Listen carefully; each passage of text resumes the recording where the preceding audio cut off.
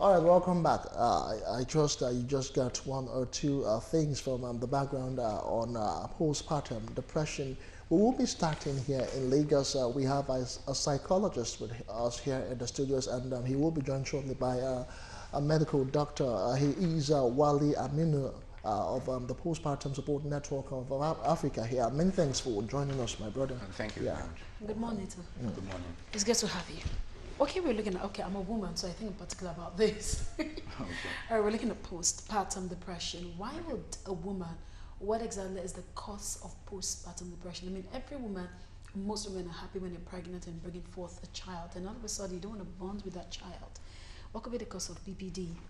Okay, basically there are many causes of postpartum depression. Okay, a major cause of postpartum depression, based on what we have been able to discover, is that most pregnant women, they lack emotional support from their spouses. Oh, okay, really? so it's usually a challenge. You know, with our Nigerian setting, when a woman is pregnant, the husband is, you know, he has to double up, try to make some more money, finances and all that, to make ends meet, and then pay for these bills and all of it. So in doing that, most of them, we've realized, they get engrossed in trying to make ends meet and all of that. They are not available emotionally to support the woman. So throughout the phase of pregnancy, throughout the stages of pregnancy, she doesn't have that emotional support. And then she tends to tilt towards depression after the child is born. Okay, but how about those who refuse to bond with their child, their children, once they deliver? What could be the cause of that? Okay, you see, postpartum depression does not just happen immediately after childbirth. Okay. The symptoms would have already been, you know, up and coming while she was in the stage of pregnancy. You understand? It only, you know, comes to the surface when she delivers. So usually when they deliver their baby, at that point where they're not able to bond, it means postpartum depression has actually set in. Okay, so there are certain symptoms she would present at that stage. She will be withdrawn, she would lack appetite, she would be tearful, in the sense that she would have weeping spells, crying unnecessarily, not happy with her situation, and then she would lack interest in activities that would impair daily functioning. Okay, so all of this together that she's contending with would not even give her the room to bond with the child. We've had situations where a mother, after delivering a baby, will try to kill the baby. It's really funny because when you look at it, having a baby is a thing of joy, and then, you know, Nigerians generally would see it as, you know, a blessing, a gift from God. And then you having to want to kill your baby, it doesn't even go well with, you know, the sane mind. So at that point, you would know that she has actually gotten to a point, to a higher stage of postpartum depression. There are stages actually. Okay. If postpartum depression goes untreated, it goes into postpartum psychosis. At that point, she loses touch with reality. She's a harm to herself and to the child as well as her environment. Okay, that is really, really, really something. Okay, but is it in any way correlated with anxiety disorders? And could it also be as a result of not even wanting to have the baby in the first instance? Okay, well, I would not say that postpartum depression is related directly to anxiety. Okay. Now, for a woman who initially didn't want to have the pregnancy, yes, such a woman might fall into postpartum depression after she delivers.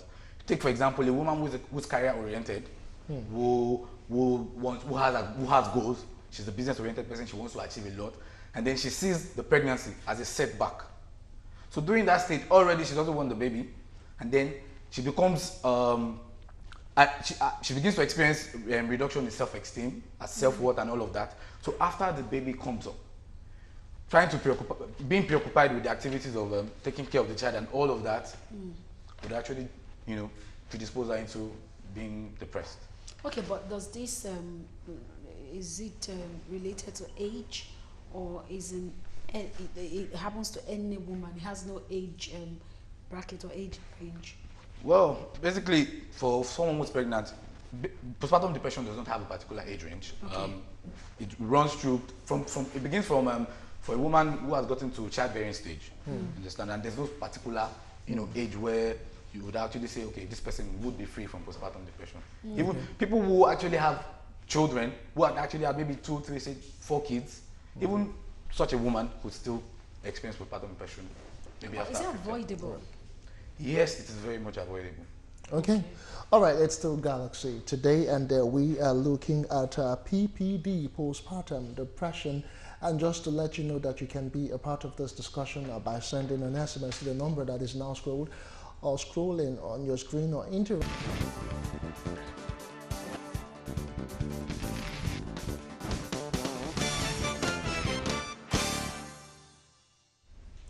All right, welcome back. If you've just joined us, you're watching Galaxy today on Galaxy Television, and we are looking at postpartum depression. We are joined by yet another guest here in Lagos. Exactly, a medical doctor for Postpartum Support Network Africa, and that's a person of Ijoma Idariset. Good morning. Welcome to Galaxy today. Hi. Okay, we've been looking at PPD, and your colleague here has been telling us a couple of things that could lead to depression. And then before we went on break, we were thinking, or we're asking him to say if it's avoidable, and how can you avoid postpartum depression? Well, how you can avoid it is being, usually, if you think about what would trigger or cause risk factors, you have things like financial upheavals. If the lady has expectations, everybody has expectations when they are pregnant. You expect that your baby will be fine. You expect that you have a normal delivery and not a cesarean section.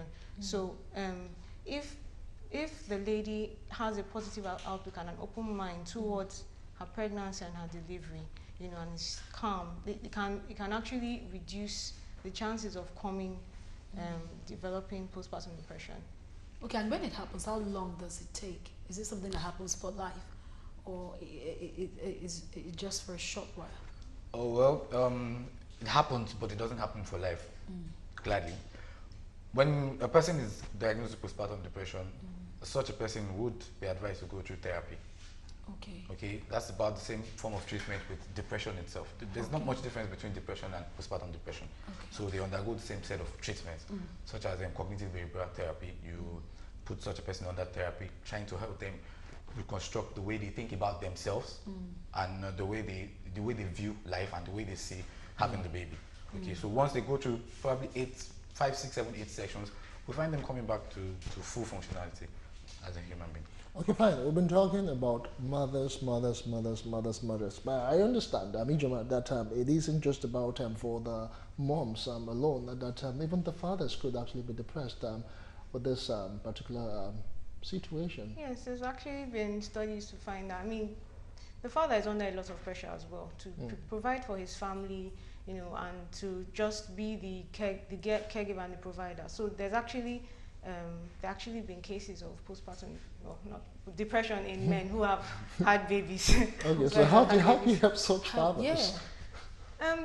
I think the most important thing really is just educating yourself, father educating himself, and then also having a positive outlook, and then reducing the pressure, the expectations, the anxiety that you have towards just being calm about being positive about the pregnancy, positive about what is being expected. Okay. Concerning that, we actually at Postpartum Support Network, we actually have thought about that, and we're coming up with a project soon enough, because we just don't want to just carry the mothers along any longer. We want to have a project for the fathers as well. We believe that if they are aware of postpartum depression and how it would affect them as a man of the house, you know, being a husband to the wife, they would better prepare themselves prior to the time the baby comes.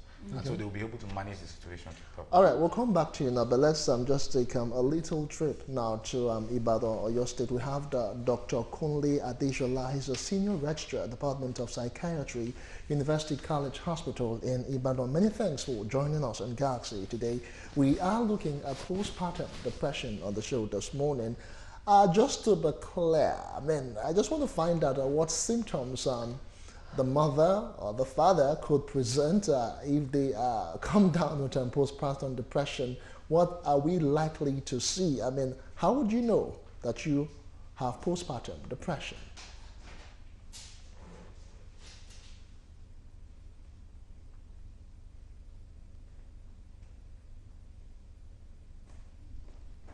Okay, thank you very much, moderator, for the question. Like the other speakers have said, depression in the postpartum period is similar to depression you see at any other stage in one's life. And typically, a woman who, experiences symptoms of depression will present, especially after birth, at about 3 to 4 weeks. That's usually the peak time when you see signs of postpartum depression. They may become unduly irritable, they have emotional lability, mood swings, they may sleep poorly or sleep excessively, eat a lot or eat poorly, and they may lose interest in many other activities that they previously enjoyed. And particularly for this period, which is the postpartum period, they may have excessive worry about their babies, if they may be able to cope with the care of their babies. They may express some concerns about even themselves and blame themselves for, the way they themselves are feeling, or even blame the baby for the way they're feeling. And that may even progress. They may be worthless, they may see no need in their own existence, and when it becomes severe, they may even wish to die and probably even kill the baby. And in some severe cases, they may begin to have some, symptoms that we call psychotic symptoms, in which they lose touch with reality. And then they begin to hear voices of people not heard by other people in clear consciousness, or they may begin to have some beliefs, excessive guilt that may get to that level that, they begin to, think of even killing themselves, for example. They may feel deeply guilty about the whole experience. Now, depression in this particular stage, is not something we just say, okay, because we have these symptoms, then it is. It must have been ongoing for at least 2 weeks during that period, and very distressing to the mother, and as well as to, plus or minus the relatives or the other caregivers. Sometimes may warrant presentation. Now, but I'd like to know that, okay, knowing that if a mother knows that she has this, and that you said that these are the signs, I mean, some people live in denial. How do one know that she is actually having PPD? I mean, those who are in self-denial, is there a way to help such people?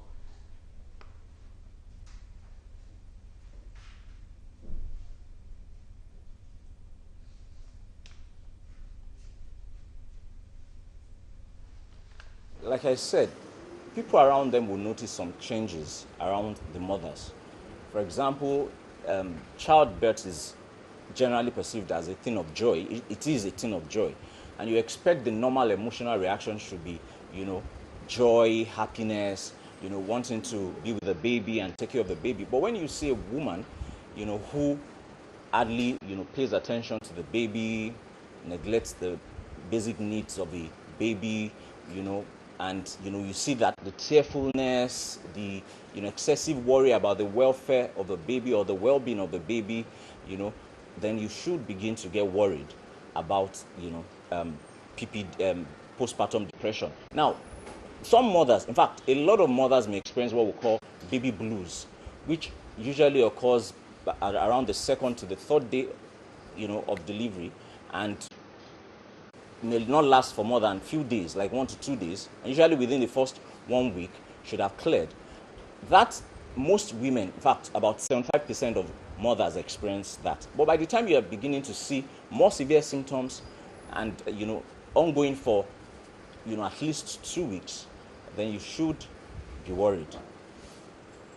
Just also know if this has a way of affecting the baby. I mean, there's this belief, I don't know if I should call it a myth, where people think that mothers communicate with their baby or babies through breastfeeding. Does this in any way affect the baby?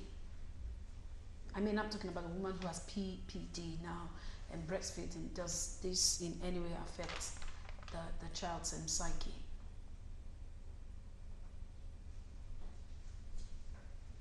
Does this in any way affect the child's psyche? Well, during the period of that depressed mood, that low state, most women may not be able to do their role, carry out their role as mothers.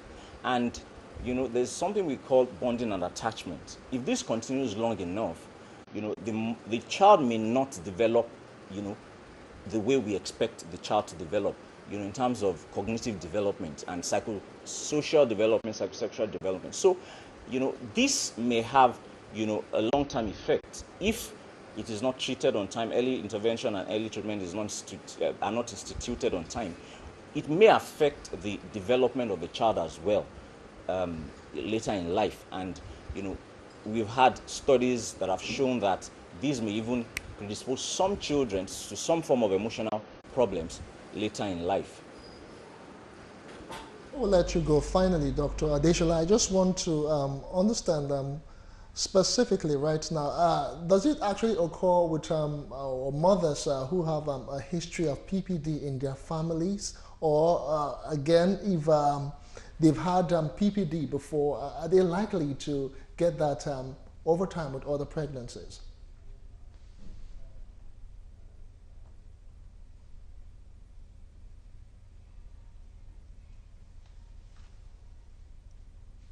Thank you very much. Now, one of the risk factors for postpartum depression, PTD, is a previous episode of postpartum depression itself. So a woman that has had a postpartum depression before in previous pregnancies is more at risk of having in subsequent pregnancies. And the same thing also applies to people who have it in their family, whether occurring around childbirth or even at any other time. So if someone has a personal history of a depressive episode or bipolar or postpartum depression or a family history, they're at greater risk of having postpartum depression.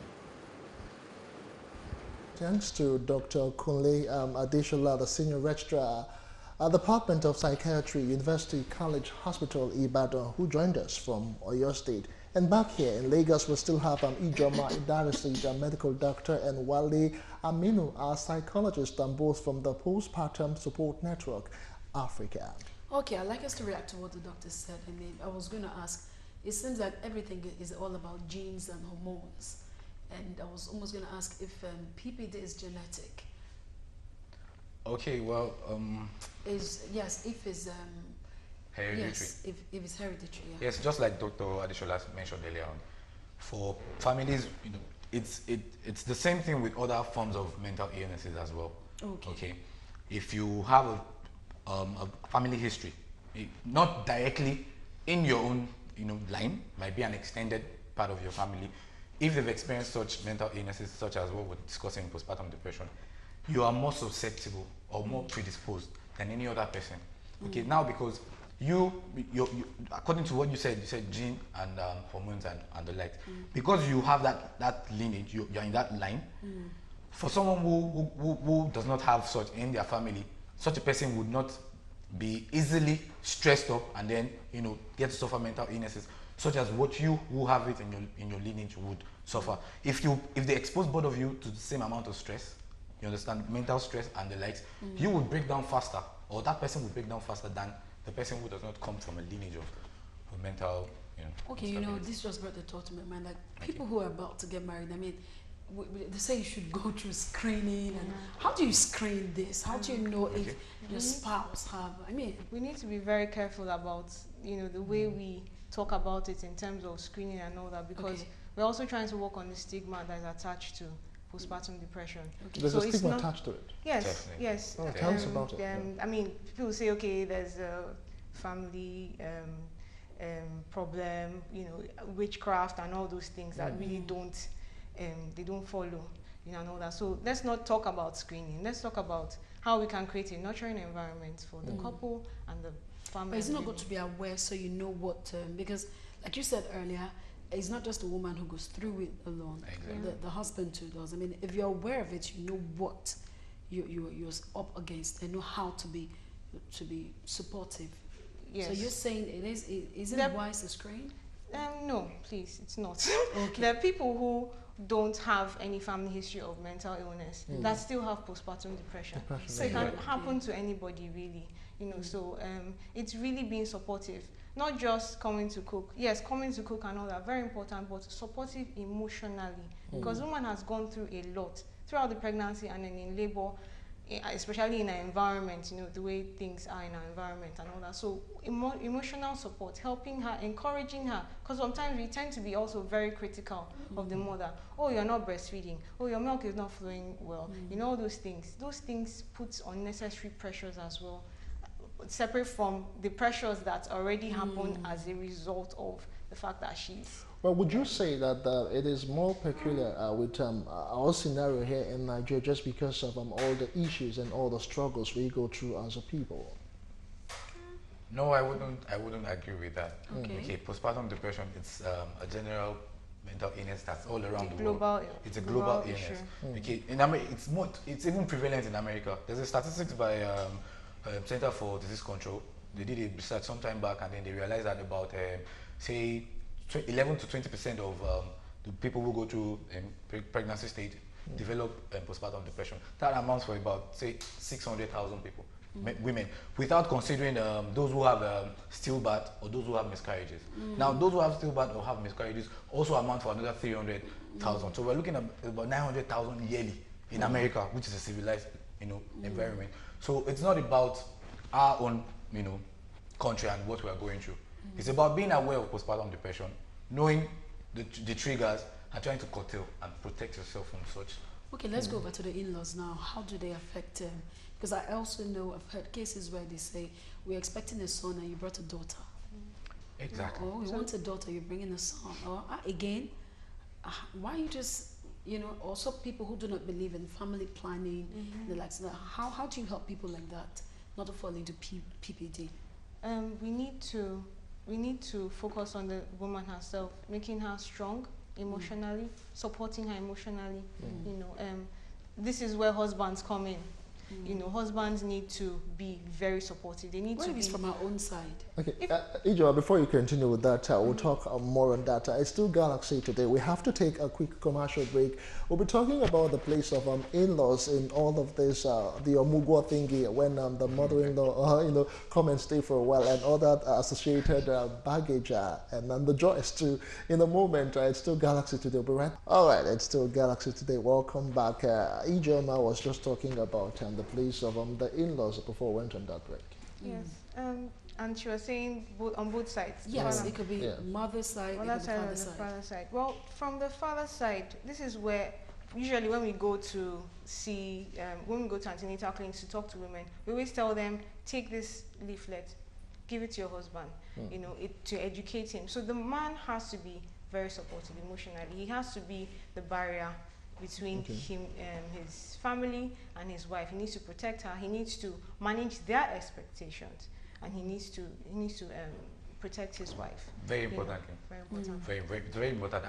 I've actually realized truly during the course of our last project, we just concluded that tag Feel Something, Say Something 2.0. We ended it in back till last month. We realized that most of the time, even in Nigeria as a whole, I mean, with no regard to a particular tribe, when you break the news of having a baby, the next question that goes up is it a boy or a girl? Yeah. And if it's a boy, there's a different way they celebrate that, unlike when it's a girl. It's just a normal thing with all of the tribes happening. So that alone is a pressure on the woman herself. Okay, gladly the Omugo system in Nigeria, it has its advantages. Unlike in America, they don't have such, where the mother comes in to help the bride with the upkeep of the child. It's supposed to be a plus, but sometimes we have actually realized that Omugo system is a pressure it's a stressful period, and it applies or it exerts pressure on the mother. Take for example a mother-in-law who comes in and then is supposed to be having the Omugo system, observing the Omugo system, helping the wife to take care of the kid, bathing the child and all of that, and she's in the house relaxed, and the wife who just delivered is the one cooking the food in the house, bathing the child, and she's just there, just spectating. Okay, so in a situation where the wife now already has PPD, and then she has either her mother or her mother-in-law in the house who seems to be adding to it, what would you say to such people? How do they go about managing the situation? Okay, I think first and foremost is to bring them up to date, make them aware of what the mother is going through. When they understand what she's going through, they would have certain level of tolerance for whatever it is that she would bring to their table. Because for a woman who's undergoing postpartum depression, she will be highly irritable. Whatever you do will not satisfy her. There will be a lot of tension in that house.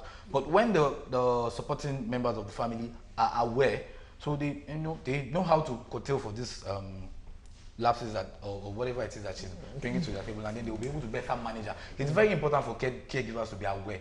Okay, they are the ones who give the care to this lady, so they know how to tolerate her while she gets better going through therapy. All right, Ijoma, now, does it have anything to do whether it's a single or multiple breasts?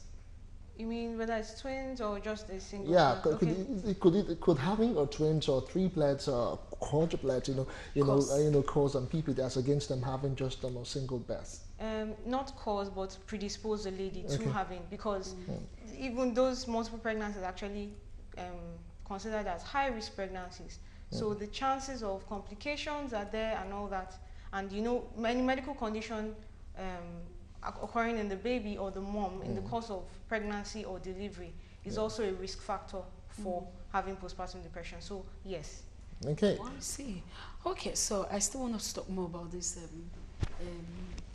in-law thing. Okay. Where, because I've had someone tell me that her first 2 children were girls, and then the third was a boy, and the mother-in-law right there at the hospital just told them, you're just sitting. And I think a whole lot of them are not well educated about gender thing. That is not in the women's university now to produce what gender is. The man that determines that. So do you don't think that these in-laws and then these other people ought to be well educated as regards these? Because a whole lot of ladies, some ladies are not even aware of where they sit or where they stand when it comes to issues like this. You might want to say something. All right. So yes, this is part of what we're trying to do, create awareness. So everyone knows and understands what's going on and all that. Sorry, please could you said that where do we ladies now, I mean, some of our in-laws, or would I say some of our family members, are not even aware that it is not in the hands of the woman to determine what gender. The gender of the yes. So we need to. That's what we're trying to do. Create more awareness about it. And then also during the antenatal care, and then just the general public about postpartum depression. Oh, okay. Yes, in line with that, we will be having a project coming up, starting by next month. Okay. So we intend to go into rural environments, educate the pregnant woman, educate the husband, as well as family members too. Okay, so that they better understand what this form of behavior, the level of pressure it exerts on the wife or the expectant mother when you're actually expecting her to have a baby boy or have a baby, or have a baby girl. It's actually a challenge, really. During our last project, we also noticed that it was a trend. Okay, women who have 2 daughters, and then at third delivery, she was expectant already. I want to have a boy. I want to have a boy, and it's a girl. She's already disappointed. Even before leaving the hospital, she's already envisaging the kind of pressure she will go through from the in-laws. Okay, so all of this put together, compounds. But what's the role of the doctors in all this? I mean, what role do you play? Because I also see you guys as counselors. What role do you play to help minimize this PPD? Doctors, midwives, social workers. First of all, in the health setting, especially in the public sector, it's very important that we create a very nurturing environment for the women in terms of when the woman is in labor. We have an issue with abuse in this country. When women are in labor, shouting at them and things like that. Those are things that affect people as well. So, and then also being able to stay up to date, ensure that your patient. In other environments, when a woman has delivered, there's actually a scale, a screening tool that they give the lady when she has delivered. They ask her a few questions to assess. What's her mood like? What's going on here? Is she does she have postpartum depression? And then even after she comes for things like immunization as well, they do that screening. So we've also trained. We did a training last year for health providers as well to educate them on what, because actually lots of people don't even look out for such things. And then we also have plans this year to do an emotional intelligence training for healthcare providers, midwives, nurses. These are the people who deal with the women All right. close hand. Okay, we have some questions from our viewers here. I think I should just take a few of them as we progress right now. This one is asking specifically if you are breastfeeding and you are absent-minded and not concentrating, is it a form of PPD? No, it's not. There are a number of things that need to be assessed first of all before a diagnosis of postpartum depression can be made. Okay. There are so many things going on when you give birth. There are hormones going up and down the place and all that, and you're under a lot of stress. Some people don't even sleep well and all that. So things like poor sleep and can even cause some sort of memory lapses or memory loss. So it's not necessarily. All right. As a matter of fact, some people multitask. Some women multitask while they're feeding the baby. They're also doing one other thing. So not paying attention, but ensuring that the baby is breastfeeding. Okay, Is that bad to multitask during breastfeeding? Well, personally, I don't think it's bad. Okay. All right, more questions here. This one is asking, please, you said lack of support can cause PPD, then family history. How can you avoid this, or how can you eradicate this? This one's from Jakwa from up north. Okay, lack of support. Well, the way a traditional system as it is, I think, is actually perfect, fantastic. Creating that nurturing environment for women, the whole omugo and all that. But the support has to be right, emotional support. And then another thing is, let's bring up things like single mothers. Yes. We're also at risk of this sort of thing. This whole stigma, attached to it and all that. If the people around them are more supportive, it would, help. I think basically the awareness. Okay. No, it's the key word. Yeah. Okay, I should direct the next question to you. This one is asking if it can actually lead to a brain disorder and how it can be treated. Another one is asking if there's any relationship between PPD and bipolarity. Okay, well, if you remember, just like Dr. Adeshola said earlier on, some of these illnesses, some of these mental illnesses, if you've experienced them before, they predispose you. To getting another form of illness. Just like he mentioned, the first question said if it affects, if it causes brain disorder. Postpartum depression is a mental illness already. Okay, so it's a form of disorder. Okay, so I would not say there's no way to distinguish, based on the question. Okay. But for those who have actually experienced, like what the other person mentioned, bipolar. Okay, it's if you have bipolar disorder, it's a form of extreme depression, a form of extreme mania. So such a person could be predisposed to having postpartum depression in the future. Okay. All right, it's Galaxy today, and we're still expecting your messages. Just to remind you that you can be a part of this conversation by following us and interacting with us on our various social media platforms using the hashtag Galaxy today on Facebook, Instagram, and Twitter. Okay, let me just find out some of the things that you have done over time in your network as regards this postpartum disorder. Can you just tell us some of them that you've done and your success stories? Okay. All right. Basically, actually delighted to share with you concerning what we've done so far, because we've really been at work. We've had about 2 projects since our inception in 2015 August. We had our first project, it was start Feel Something, Say Something 1.0, where we had an outreach. We went to about 10 general hospitals in Lagos. We were educating mothers, and then we're screening them for postpartum depression. And then we had that again, which we just concluded about a month back. Now this time around, we also train nurses, because we realize the nurses are those who are, they have the first contact with these mothers. So we train them on how to educate and check for postpartum depression symptoms, as well as screen them and then refer them. What PSN does is create awareness, educate, screen, and also provide treatment for free. That's what we do. And then the mission is ongoing. Presently, we have plans to kickstart another project here in Lagos by March, and also kickstart another project similar to what we have done in Abuja. So our goal is to actually launch these programs way into the north, because I have personal experience with the north, and I know that they actually need, they need education, and they need to be aware about postpartum depression. Okay. So that's ongoing presently. All right, but this is not just for women only. It's right across men as well. Yes, just like if you when I mentioned earlier on about the project we're about to start, which is called Feel Something, Say Something 3.0, that is the rural outreach. We will be dealing with men as well, because they actually play a very key role in the situation we're talking about. So we'll be educating them about the symptoms and the risk factors as well, so that they know how to better prepare their minds, should in case the woman delivers. And then for the mothers also, we'll be educating them, screening them as well. For those who we diagnose as having or presenting symptoms of postpartum depression, we refer them for treatment. We're actually discussing partnership with private psychiatric hospitals here in Lagos that would help us take on this challenge, because presently we have limited resources in preferring treatment. Our last project that we concluded, we had about, from the statistics we discovered that about 20% of the people we screened had postpartum depression. They were presenting symptoms already. And then presently, therapy is ongoing. Some we do therapy for them online, and then some we refer.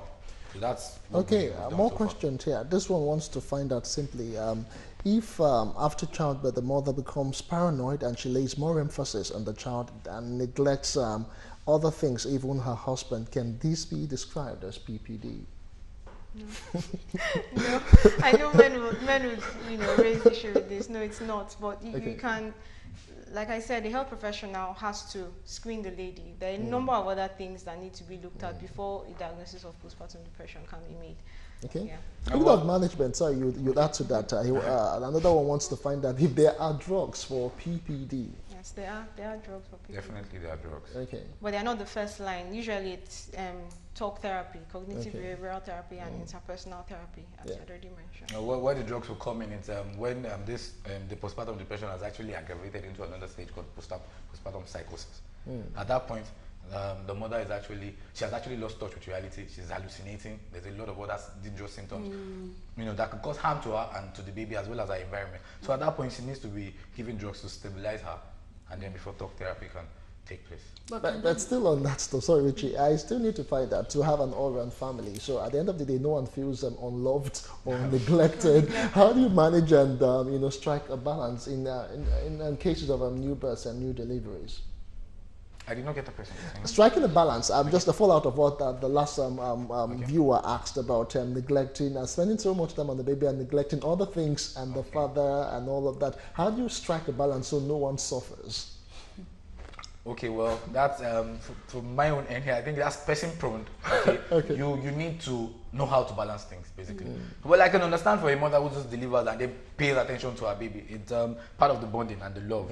Okay, but now neglecting the husband up to the point where she neglects her duty. We've had some women who actually after childbirth, maybe months after childbirth, they don't want to resume their role as a wife when the husband demands. You understand? That's it's a form of symptom, but diagnosis needs to be done further in order to target as a postpartum. I can understand why Justin is asking. He's just trying to play safe, Sorry. Okay, but then secondly, also, if the father is also involved in the care of the child, because usually it's, the mother is taking care of the child. The father, if both of them are taking care of the child, then he won't even have any room to feel neglected. Exactly. Shared responsibility. So it's not just her role to take care of the child. He should take care of as well, and then they would have more time for each other.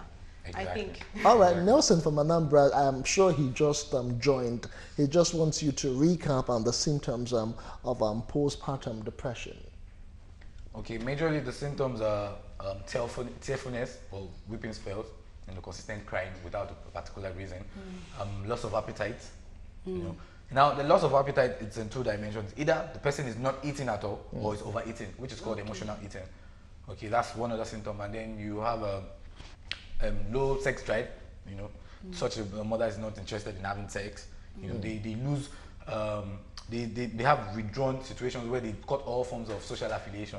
They just want to be alone, not interested in any activity whatsoever that has brought pleasure to her in the past. So those are key symptoms of postpartum depression. I see. Okay, then still on this postpartum whatever.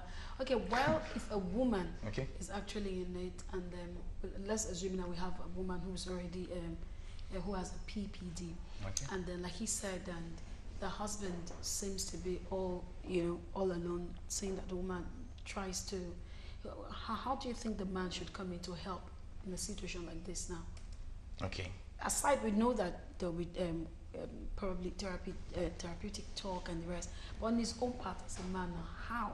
Because some men really don't know how to help. The best way to help is either to just leave her and let her be, or what should be their reaction? Or do you really think that, just to add to what Uche said, do you really think, aside from when the woman gets to go on maternity, the man can actually take some time off for paternity leave, so both of them can better help to manage, specifically when it's for maybe for first birth or something. I don't know. It's just a thought. Well, that's advisable. It's advisable. Yeah. In fact, it would be fantastic if a man could do that. But unfortunately, with our setting in Nigeria, they might not get that leave, at the same time based on where they work. Okay, but for your question concerning the man's reaction, exactly how to help. First, he needs to be aware of what's going on with the lady. And then secondly, he needs to be able to help her drop the workload and give her time to heal. Most importantly, he needs to, give that room. He doesn't need to put in more pressure for someone who's going through postpartum depression. You don't need to demand for sex for such a woman because she's actually outrightly not interested. Okay? So you demanding, it's a form of rejection when she's not interested, and then that will have cascading effect on the marriage itself. Okay? So learn to, be understanding at that time, and then support her emotionally. Let her know that you actually understand what she's going through, and you're going to be here all through this period. It's very important. When she's going for therapeutic session, you can go with her. Okay, go with her. Just make her understand that, baby, I'm right here with you, and then we're going to go through this together, and then that would help jolt the process. You find out that some of them who have real or very vital emotional support from their husband, they recover.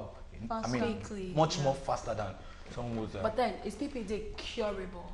It is. You can actually be out of it 100%. Yes, we have very curable. We have people who we've treated. They've gone through therapy, and they do. And there won't be a recurrence.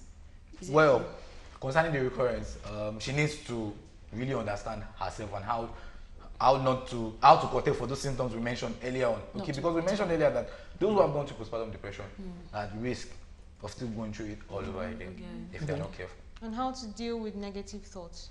Exactly. You need to know how to deal with negative thoughts. Things cross our mind all the time, but you can push it away. By orientating yourself. Yes. All right, it's Galaxy today. Someone is asking a question. I really don't know how this is related, but she just says, okay, kudos. Okay, fine. Okay, let me just take another question because this is not really related. There's no point bringing it in. This one says, kudos to the entire PSN army. You guys are doing great. Keep helping Nigerian mothers. Shout out to Galaxy TV too. Well, someone is asking if you can actually do maybe some sort of break the silence of PPD by doing some sort of cultural dance. I really don't get that. Maybe some sort of entertainment to entertain the mother or something. I don't know. Some sort of moving her thoughts completely from that depression and maybe cheering her up with some things that she enjoys. Okay, yes. I mean, things like music, just getting out and doing other things. Music is very, very, very, very, very powerful.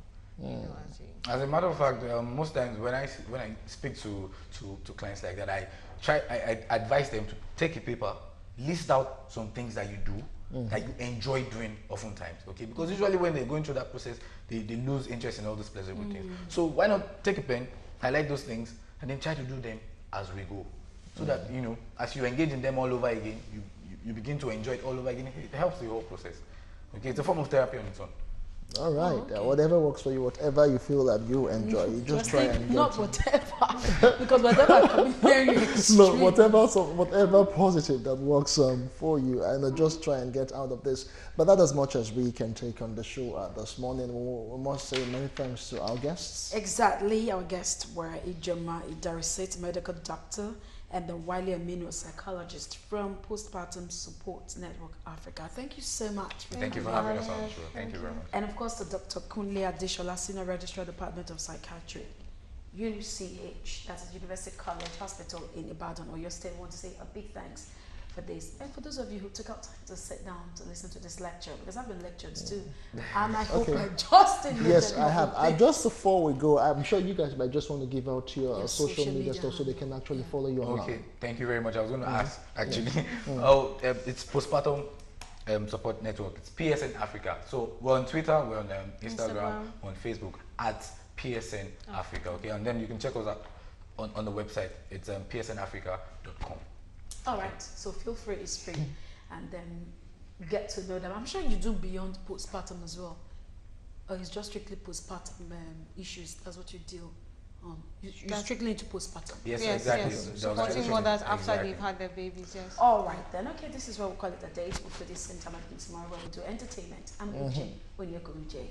And I'm Justin Academy. Many thanks for being a part of the show. Join us again same time tomorrow, 10 a.m. when we'll be laying back and relaxing and thanking God that it is Friday. Bye for now.